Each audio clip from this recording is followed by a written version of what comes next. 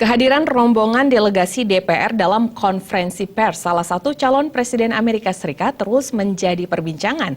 Selain dinilai tidak sesuai dengan tujuan keberangkatan, tindakan tersebut juga dianggap sebagai bentuk pelanggaran etika.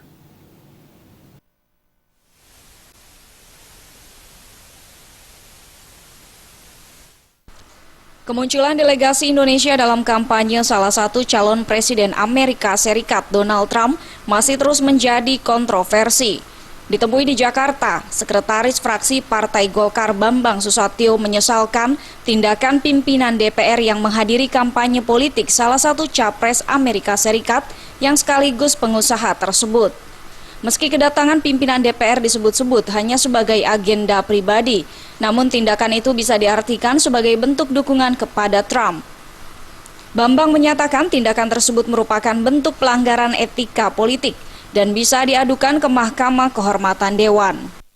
Partai Golkar atau kami di DPR itu sesungguhnya menyesalkan apa yang dilakukan oleh Ketua DPR tersebut karena mendatangi sekaligus itu sebagai dapat dibaca sebagai dukungan kepada salah satu calon presiden Amerika. Sementara ada calon lainnya di sana. Nah, yang kita tidak inginkan adalah betul bahwa dikatakan itu adalah agenda pribadi. Tapi siapapun tahu jabatan yang melekat sebagai DPR itu tidak bisa dipusahkan. Seperti diketahui, Kamis lalu, Setia Novanto dan Fadlizon terlihat menghadiri acara konferensi pers pencalonan Donald Trump sebagai Presiden Amerika Serikat.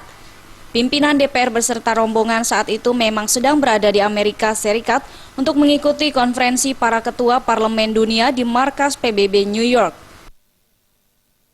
Dari Jakarta, Eko Yulianto melapor.